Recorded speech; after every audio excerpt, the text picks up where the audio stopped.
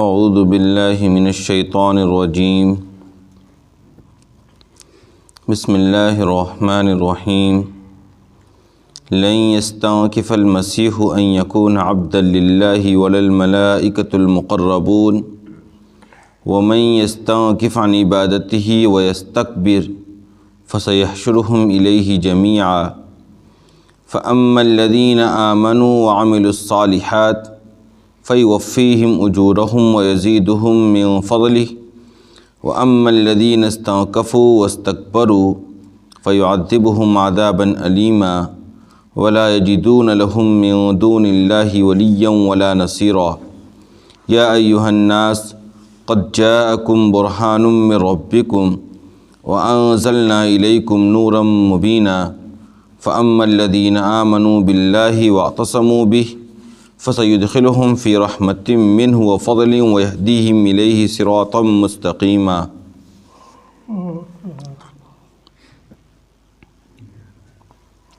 مسیح اس بات سے عار محسوس نہیں کرتے ہیں کہ وہ اللہ کے بندے ہوں اور نہ ہی مقرب فرشتے، اور جو شخص اللہ کی بندگی سے عار محسوس کرتا ہے اور تکبر کا مظاہرہ کرتا ہے تو عنقریب اللہ ان سب کو اپنے پاس جمع کرنے والا ہے۔ لہٰذا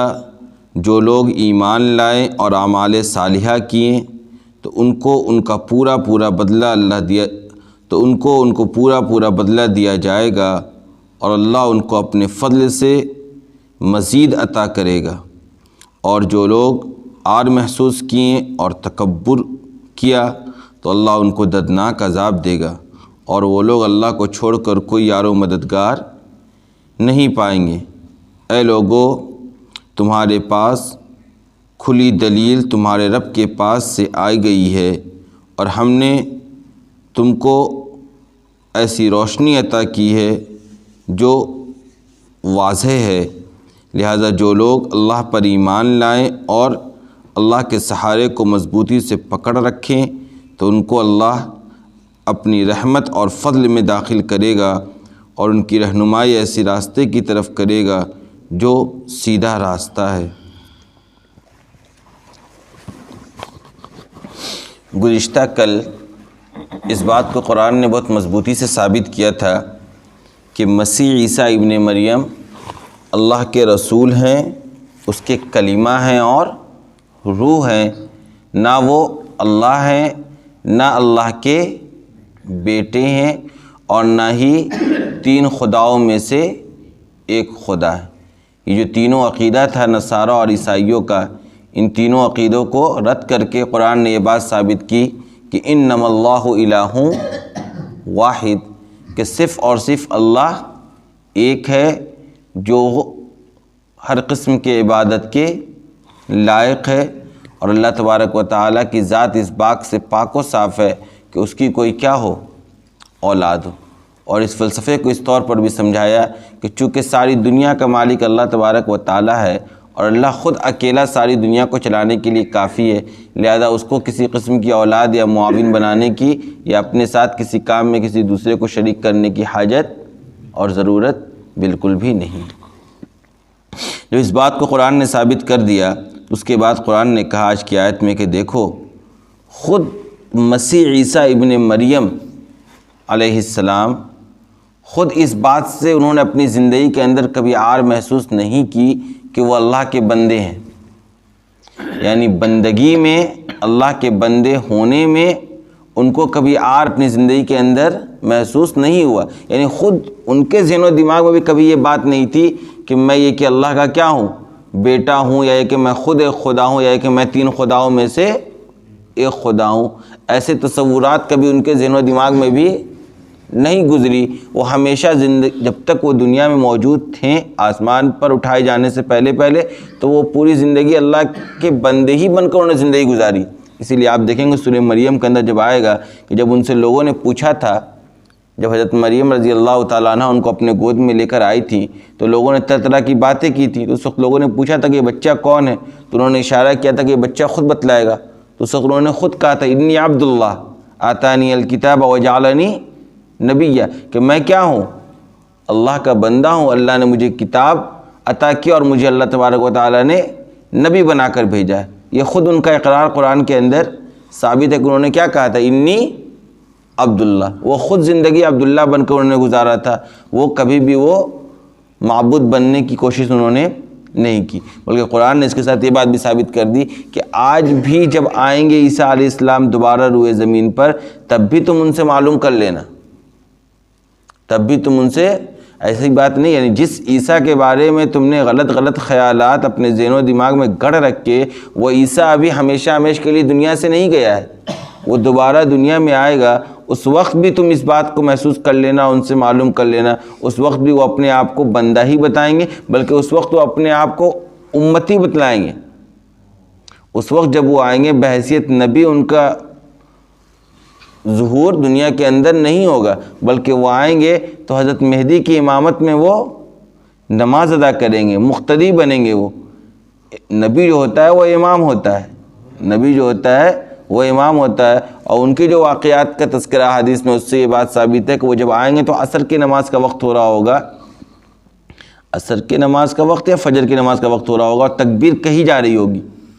تکبیر ہو رہی ہوگی، تو امام جب دیکھیں گے پیچھے کہ حضرت عیسیٰ اتر رہے ہیں تو وہ پیچھے ہٹنا چاہیں گے مصلی سے کہ وہ آپ نماز پڑھیں، تو وہ اشارہ کریں کہ نہیں، آپ کو کیا کرنا ہے، نماز پڑھانا ہے، میں مقتدی بن کر اٹھاؤں۔ تو لہذا جب وہ دوبارہ آئیں گے تب بھی ان کی یہی صفت ہوگی کہ وہ اللہ کے کیا ہوں گے، بندے ہوں گے۔ اسی لیے کہا قرآن نے لن یستنکف المسیح ان یکون عبدا للہ ولا الملائکۃ المقربون، اللہ تبارک و تعالیٰ کے جو مقرب فرشتے ہیں ان کے بارے میں بھی خاص طور پر یہ کفار مکہ کا یہ عقیدہ تھا، عرب کے جاہلوں کا، کہ یہ کیا ہے، اللہ تبارک و تعالیٰ کی نعوذ باللہ بیٹیاں ہیں، ان کو بھی انہوں نے کیا کر رکھا تھا، اللہ کے لیے اولاد ثابت کر رکھا تھا، جبکہ خود اگر ان کے گھر میں بیٹی ہو جائے تو یار محسوس کرتے تھے، خود کے لیے بیٹی کو پسند نہیں کرتے تھے، لیکن اللہ کے لیے فرشتوں کو بیٹیاں قرار دیتے تھے، یہ احمق۔ لہذا قرآن نے کہا کہ دیکھو، نہ ہی مسیح عیسیٰ ابن مریم اللہ کی بندگی کے لیے کبھی انہوں نے عار محسوس کی، اور نہ ہی اللہ کے مقرب فرشتوں نے، بلکہ قرآن نے کہا وَمَن يَسْتَنْكِفْ عَنْ عِبَادَتِهِ وَيَسْتَكْبِرْ فَسَيَحْشُرُهُمْ إِلَيْهِ جَمِيعًا، کہ جو بھی اللہ کی عبادت، اللہ کی بندگی سے عار محسوس کرے گا، جو بھی اللہ کے بندے بننے سے عار محسوس کرے گا، اللہ کی عبادت کرنے سے اپنے اندر اس طرح کی فیلنگ لائے گا گویا کہ وہ کمزور ہو رہا ہے، یعنی جس کے ذہن و دماغ میں بھی تکبر گھس جائے گا، اس لیے آئے کا ویستکبر، جو بھی عبادت نہیں کرے گا بلکہ عبادت کے سلسلے میں اس کے ذہن و دماغ میں تکبر اور غرور ہوگا، اور سوچے گا کہ میں کیوں عبادت کروں، جس کے ذہن و دماغ میں بھی اس طرح کی بات ہوگی، اور جو بھی عبادت کو، نیک کام کے کرنے کو، اللہ تبارک و تعالیٰ کے سامنے اپنے پیشانی کے جھکانے کو کمتر احساس کرے گا، کمی کا مظاہرہ پیش کرے گا، تکبر اور غرور کا مظاہرہ پیش کرے گا، اور اس کو لیے اپنا عار اور شرم کی چیز سمجھے گا، تو وہ جان لے فَسَيَحْشُرُهُمْ إِلَيْهِ جَمِيعًا، کہ اللہ تبارک و تعالیٰ ان سب کو اپنے پاس کیا کرنے والا ہے، ایک دن جمع کرنے والا ہے، اور جمع کرنے کے بعد جو سارے احوالات ہوں گے اس کا قرآن نے تفصیل سے بیان کیا ہے کہ قیامت قائم ہوگی، حساب و کتاب ہوگا، نیک اعمال والوں کے لیے جنت کا فیصلہ ہوگا، برے اعمال والوں کے لیے جہنم کا فیصلہ ہوگا۔ لہذا جو بھی اللہ کی بندگی سے اعراض کرے گا، تکبر کرے گا، اس کا ٹھکانہ جہنم بنا دیا جائے گا۔ اس لیے کہا آگے فَأَمَّا الَّذِينَ آمَنُوا وَعَمِلُوا الصَّالِحَاتِ فَيُوَفِّيهِمْ أُجُورَهُمْ وَيَزِيدُهُمْ مِنْ فَضْلِهِ، کہ جو لوگ بھی اللہ پر ایمان لے کر آئیں گے، اعمال صالحہ لے کر آئیں گے، ایمان کے ساتھ ساتھ انہوں نے نیک اعمال کیے ہوں گے اپنی زندگی کے اندر، تو ان کو اللہ تبارک و تعالیٰ ان کو پورا اجر دے گا، یعنی کوئی کمی نہیں کی جائے گی، جتنا وہ عمل لے کے آئیں گے اس کے مطابق ان کو پورا بدلہ دیا جائے گا، بلکہ وَيَزِيدُهُمْ مِنْ فَضْلِهِ، بلکہ اللہ تبارک و تعالیٰ اپنے فضل سے اور مزید انعامات سے نوازے گا۔ اللہ تبارک و تعالیٰ اپنے فضل اور کرم سے ہمارے اور آپ کے اعمال سے کئی گنا زیادہ ہمیں اور آپ کو بدلہ عطا کرے گا۔ اور اس کے برخلاف وَأَمَّا الَّذِينَ اسْتَنكَفُوا وَاسْتَكْبَرُوا فَيُعَذِّبُهُمْ عَذَابًا أَلِيمًا، اس کے برخلاف جن لوگوں نے عار محسوس کیا اور تکبر اور غرور کا مظاہرہ پیش کیا، کہا ان کو ہم دردناک عذاب دیں گے، ان کو ہم، اللہ نے صاف بتلا دے گا، دیکھو یہ راستہ سیدھا ہے، یہ راستہ غلط ہے، اگر تم میری بندگی لے کر آؤ گے، میرے سامنے اعمال صالحہ لے کر آؤ گے، تو ہم تمہیں تمہارے ان اعمال کا بدلہ بھی دیں گے، بلکہ اپنے فضل اور کرم سے تمہیں اور زیادہ سے نوازیں گے، اور اگر اس کے برخلاف تم تکبر اور غرور کو لے کر آؤ گے، میری عبادت سے اعراض کر کے زندگی گزارو گے، میرے سامنے سجدہ کرنے سے تم عار محسوس کرو گے، بلکہ میرے علاوہ کسی اور کی تم عبادت کرو گے، تو یہ بات جان لو فَيُعَذِّبُهُمْ عَذَابًا عَلِيمًا کہ ہم نے ایسے لوگوں کے لیے دردناک عذاب بھی تیار کر رکھا ہے۔ لہذا وَلَا يَجِدُونَ لَهُم مِّن دُونِ اللَّهِ وَلِيًّا وَلَا نَصِيرًا، اور جب ہم تمہیں دردناک عذاب میں مبتلا کریں گے تو کوئی بھی تمہارا حمایتی اور مددگار کھڑا نہیں ہوگا۔ آج دنیا میں جسے تم کیا سمجھتے ہو؟ اپنا مددگار سمجھ رہے ہو، اپنا حمایتی سمجھ رہے ہو، خواہ اپنی طاقت کو اور قدرت کو سمجھ رہے ہو، خواہ اپنے خاندان اور قبیلے کو سمجھ رہے ہو، یا ان پیشواؤں کو سمجھ رہے ہو جن کے پیچھے تم چل رہے ہو، یا ان معبودان باطلہ کو تم اپنا مددگار سمجھ رہے ہو جن کے سامنے تم سجدہ ریز ہوتے ہو، جان لو ان میں سے کوئی بھی تمہارا کام آنے والا نہیں ہے، اور نہ ہی کوئی تمہارا یار و مددگار کل مجھے چھوڑ کر میرے مقابلے میں کھڑا ہوگا۔ لہذا یا ایھا الناس قد جاءکم برہان، اب آخری بات وہی دعوت کی، یا ایھا الناس قد جاءکم برہان من ربکم وانزلنا الیکم نورا مبینا، کہ اے لوگو تمہارے رب کے پاس سے کھلی دلیل آ گئی ہے۔ قد جاءکم برہان من ربکم، کھلی دلیل آ گئی ہے، اور ہم نے تمہیں ایک واضح نور عطا کر رکھا ہے۔ یہاں برہان سے مراد آپ صلی اللہ علیہ وسلم کی ذات اقدس ہے۔ آپ صلی اللہ علیہ وسلم کی ذات کھلی دلیل ہے اللہ تبارک و تعالیٰ کے وجود کی، اللہ تبارک و تعالیٰ کے ایک ہونے کی، اللہ تبارک و تعالیٰ کے تمام تر طاقت اور قوت کے مالک ہونے کی۔ قد جاءکم برہان من ربکم وانزلنا الیکم نورا مبینا، اور ہم نے تمہارے اوپر ایک نور بھی نازل کیا جو کیا ہے؟ بالکل کھلی اور واضح، اور وہ نور کیا ہے؟ قرآن کریم۔ قرآن کریم کیا ہے؟ ایک نور ہے، ایک ہدایت کا سامان ہے جس کے ذریعے سے انسان تاریکیوں میں روشنی حاصل کرتا ہے، گمراہیوں کے اندر ہدایت پاتا ہے، باطل کے اندر حق کو حاصل کرتا ہے۔ تو لہذا قرآن کے اندر جو کہا قد جاءکم برہان من ربکم وانزلنا الیکم نورا مبینا، دو لفظ کا استعمال کیا قرآن نے، برہان اور نور۔ مفسرین کرام نے اس کی تفسیر کی ہے کہ برہان سے مراد آپ صلی اللہ علیہ وسلم کی ذات ہے، اور نور سے مراد قرآن کریم ہے۔ کہ آخری میں فَأَمَّا الَّذِينَ آمَنُوا بِاللَّهِ وَاعْتَصَمُوا بِهِ فَسَيُدْخِلُهُمْ فِي رَحْمَةٍ مِّنْهُ وَفَضْلٍ وَيَهْدِيهِمْ إِلَيْهِ صِرَاطًا مُسْتَقِيمًا، کہ جان لو جو لوگ اللہ پر ایمان رکھیں گے، جو لوگ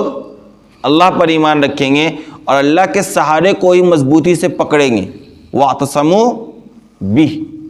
وَاعْتَصَمُوا بِهِ، ہا ضمیر کا مرجع اللہ تبارک و تعالیٰ ذات، وَاعْتَصَمُوا بِاللَّهِ سمجھ لیجئے کہ جو لوگ اللہ کی رسی کو مضبوطی سے پکڑیں گے، اللہ کے سہارے کو مضبوطی سے پکڑیں گے، کیا مطلب ہے؟ ایمان میں مکمل طریقے سے داخل ہو جائیں گے، مکمل بھروسہ اللہ تبارک و تعالیٰ کی ذات پر رکھیں گے، لوگوں سے محبت اللہ کی محبت کی بنیاد پر ہوگا، لوگوں سے نفرت اللہ کی بنیاد پر ہوگا، ہر طرح کی خالق، مالک، قادر، نفع نقصان کا مالک جو لوگ اللہ کو سمجھیں گے اور مکمل بھروسہ اللہ پر رکھیں گے کہ ہماری نجات کا واحد ذریعہ کون ہے؟ اللہ تبارک و تعالیٰ کی ذات ہے، ہمارا واحد مددگار کون ہے؟ اللہ تبارک و تعالیٰ کی ذات ہے، ہمیں جہنم کے عذاب سے بچانے والا کون ہے؟ اللہ تبارک و تعالیٰ کی ذات ہے۔ جن لوگوں کا ایمان اس درجے کا ہوگا اور اللہ پر بھروسہ اس درجے کا ہوگا، اور اللہ کی رسی کو جو لوگ قرآن و احادیث کو، سنت کو، شریعت کو جو لوگ مضبوطی سے پکڑ کے رکھیں گے، کہا فَسَيُدْخِلُهُمْ فِي رَحْمَةٍ مِّنْهُ وَفَضْلٍ، تو ایسے لوگوں کو ہم عنقریب اپنے خاص رحمت اور فضل میں داخل کریں گے، اپنے خاص رحمت اور فضل میں داخل کریں گے۔ یا ایتھا النفس المطمئنہ ارجعی الی ربک راضیۃ مرضیہ فادخلی فی عبادی وادخلی جنتی، اے نفس مطمئنہ داخل ہو جاؤ میرے بندوں میں اور میری جنت میں۔ اللہ تبارک و تعالیٰ کی رحمت اور اس کا فضل کیا ہے؟ اللہ کی طرف سے ہمیں اور آپ کے لیے معافی کا اعلان، اللہ کی طرف سے ہمارے اور آپ کے لیے جنت کا فیصلہ، اللہ کی طرف سے ہمارے اور آپ کے لیے جہنم سے نجات کا فیصلہ۔ یہی کیا اللہ تبارک و تعالیٰ کا رحمت اور اس کا فضل ہے، اور انسان اپنے اعمال کی بنیاد پر جنت میں داخل نہیں ہوگا، انسان اپنے اعمال کی بنیاد پر جنت میں داخل نہیں ہوگا، بلکہ اللہ کے فضل اور اس کے کرم اور اس کی رحمت کی بنیاد پر۔ یہاں تک کہ آپ صلی اللہ علیہ وسلم نے ایک حدیث پیچھے آئی تھی تفسیر کے ذیل میں کہ صحابہ نے پوچھا یا رسول اللہ آپ بھی اپنے عمل کی بنیاد پر جنت میں نہیں جائیں گے؟ تو رسول اللہ نے کہا تھا جی میں بھی اپنے عمل کی بنیاد پر جنت میں نہیں جاؤں گا، بلکہ میں بھی جنت میں جاؤں گا تو اللہ تبارک و تعالیٰ کے فضل اور کرم کے ہی بنیاد پر جاؤں گا۔ اور اللہ اپنا فضل اور کرم اور اپنی رحمت کس پر نازل کرے گا؟ اس کے لیے اللہ نے کہہ دیا فَأَمَّا الَّذِينَ آمَنُوا بِاللَّهِ وَاعْتَصَمُوا بِهِ، جو لوگ اللہ پر ایمان لے کر آئیں گے اس کی رسی کو مضبوطی سے پکڑ کر رکھیں گے، انہی کے ساتھ اللہ کی رحمت اور فضل کا معاملہ ہوگا۔ وَيَهْدِيهِمْ إِلَيْهِ صِرَاطًا مُسْتَقِيمًا، اور تیسرا وعدہ یہ کیا کہ ہم تمہیں ایسی راہ کی طرف رہنمائی کریں گے جو سیدھا راستہ ہوگا، ان اسباب کی طرف تمہاری رہنمائی کر دیں گے جس پر چل کر تم جنت تک پہنچو گے، جس پر چل کر تم اللہ کی محبت اور اس کے رسول کی محبت تک پہنچو گے۔ ان راستوں کی رہنمائی بھی اللہ تبارک و تعالیٰ ہی کریں گے۔ ہم اور آپ اپنی کوشش سے اگر چاہیں کہ راہ راست کو حاصل کر لیں، راہ راست کو پا لیں، تو یہ ممکن نہیں ہے۔ جب تک اللہ کا فضل، اس کا کرم، اس کی توفیق، اس کی نعمت، اس کا احسان نہیں ہوتا ہے بندوں پر، بندہ نیک اعمال نہیں کر پاتا ہے، بندہ اللہ کی رضا حاصل نہیں کر پاتا ہے، بندہ صراط مستقیم حاصل نہیں کر پاتا۔ لہذا اسی وجہ سے ہمیشہ اللہ تبارک و تعالیٰ سے اعمال صالحہ کی توفیق کی بھی دعا کرنی چاہیے۔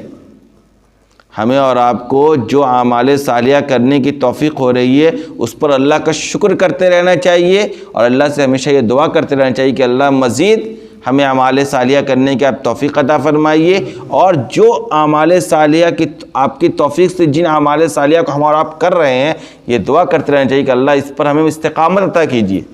مرتے دم تک ہمیں ان اعمال صالحہ پر دائم اور قائم رکھیے، باقی رکھیے۔ اللہ کے فضل اور اس کی توفیق کی طلب سے ہی انسان اپنی زندگی کو کامیاب کرتا ہے، ورنہ انسان کے بس میں کچھ بھی نہیں ہے۔ وآخر دعوانا الحمدللہ۔